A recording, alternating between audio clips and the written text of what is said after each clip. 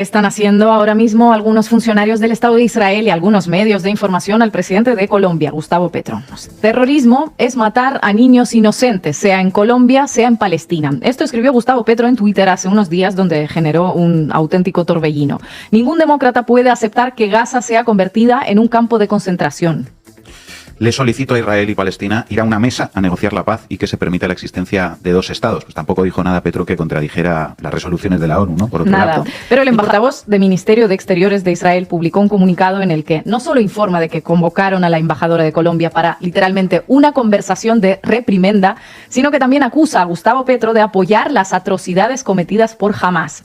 Algo que básicamente es mentira, pero en un mundo reducido a estás conmigo o estás contra mí es como funciona todo. Finalmente, el portavoz de la Cancillería israelí dice que Israel tomó la decisión de detener las exportaciones de seguridad a Colombia. El papel de Israel a la hora de facilitar el genocidio no solo en Gaza, sino también en Colombia. Veamos la respuesta de Petro al vocero israelí, lo aclara bastante.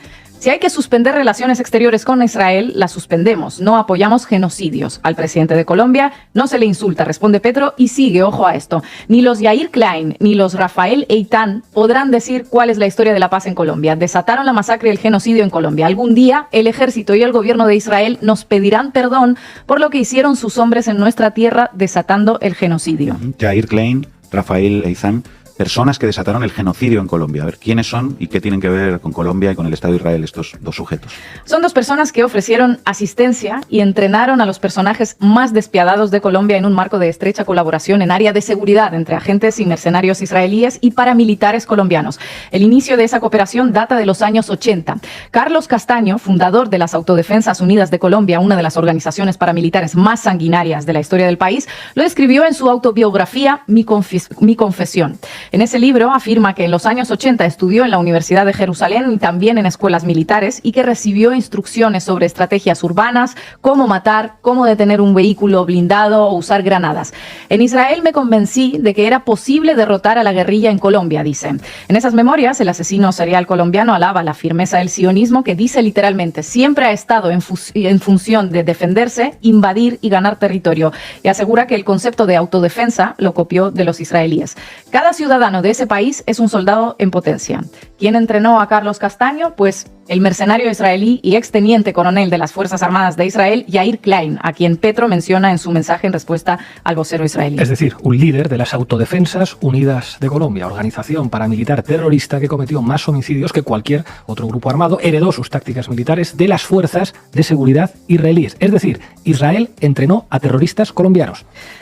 Más o menos así, se puede decir así. Después de las clases recibidas al regresar a Colombia, Carlos Castaño primero montó junto con su hermano Fidel un escuadrón de la muerte, Los Tangueros se llamaba, y de ahí saltó a las Autodefensas Unidas de Colombia. Las lecciones de Yair Klein costaron a Colombia miles de muertos. A las Autodefensas Unidas se les atribuyen más de 90.000 asesinatos, pero a día de hoy se siguen encontrando fosas comunes. Klein, por cierto, visitó Colombia, donde entrenó tanto a grupos narcoparamilitares como a sicarios de Pablo Escobar. Miren el reportaje que le dedicó el canal RCN en su momento. Este es Yair Klein, un exmilitar y mercenario de Israel de casi 70 años de edad. Adelantó una exitosa carrera militar en su país, donde se destacó por su habilidad para conformar grupos especiales de asalto para el rescate de rehenes. Quienes le han seguido los pasos durante los últimos 30 años aseguran que tras dejar el ejército de su país, creó una organización privada de mercenarios a través de la cual presuntamente distribuyó armas a diversos grupos armados irregulares en varios países del mundo. En Colombia, en la década de los 80 y 90, habría dado entrenamientos a las denominadas Autodefensas Unidas de Colombia.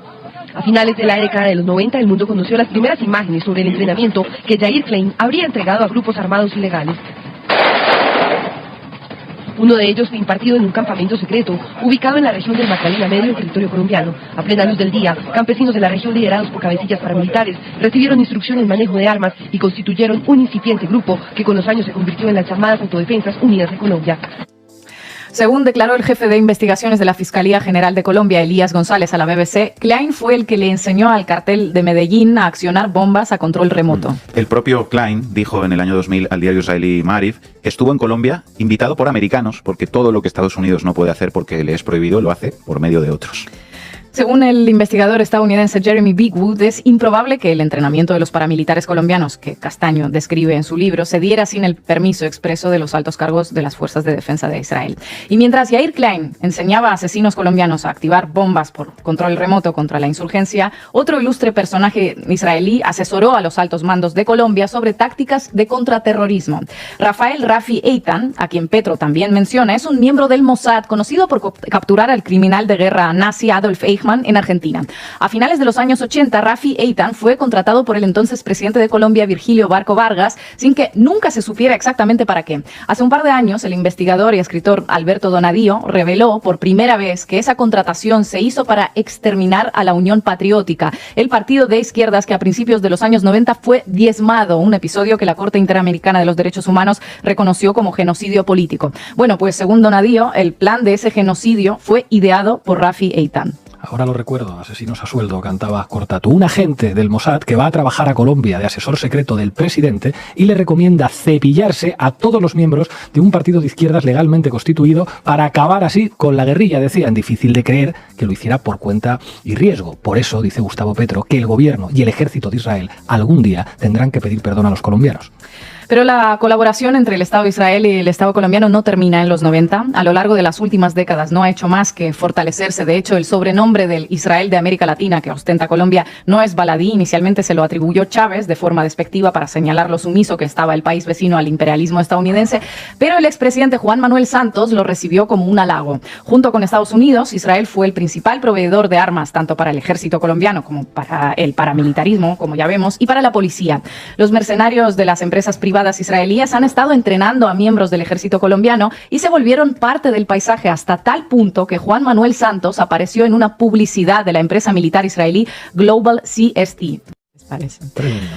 Con Iván Duque, el personal militar israelí continuó capacitando a sus colegas colombianos en contraterrorismo. En aquellos años, los asesinatos de líderes sociales en Colombia batieron récords. Bueno, de hecho, la represión de manifestantes contra la reforma tributaria de Iván Duque fue letal en muchas ocasiones y se hizo precisamente con ese material de seguridad que ahora Israel decide dejar de suministrar. Rifles, drones, tecnologías de reconocimiento facial, vehículos blindados, todo eso que estamos viendo en funcionamiento contra Gaza ahora mismo. Y cuando Iván Duque reprimió violentamente las manifestaciones en 2021, no hubo una palabra de condena por parte de Estados Unidos ni de la comunidad internacional, al igual que ahora no lo hay en abundancia frente a los intensos bombardeos de Gaza, salvando todas las descomunales distancias entre las dos represiones. El caso es que en Colombia, y esto afecta especialmente a Petro, conocen bien las tácticas heredadas de las fuerzas de seguridad israelíes porque tuvieron la oportunidad de sufrirlas de primera mano. Saben lo que puede llegar a incluir ese derecho a defenderse. Pero más allá ese conocimiento en carne propia, es muy llamativo que a estas alturas, con más de 2.500 muertos en Gaza y todos los crímenes de guerra documentados, Gustavo Petro sea uno de los pocos jefes de gobierno que parece mantener cierta dignidad y tener la valentía suficiente como para llamar a las cosas por su nombre. El único, en definitiva, que critica a Israel por haber iniciado este ataque indiscriminado para vengar el atentado de Hamas. Lo hace a cambio de ser tachado por la prensa mercenaria de jaleador de terrorismo. Eso sí, es como se premia la honestidad ahora mismo y la defensa de la paz y de los derechos humanos para todas las víctimas. Y no solo para las de uno de los dos bandos.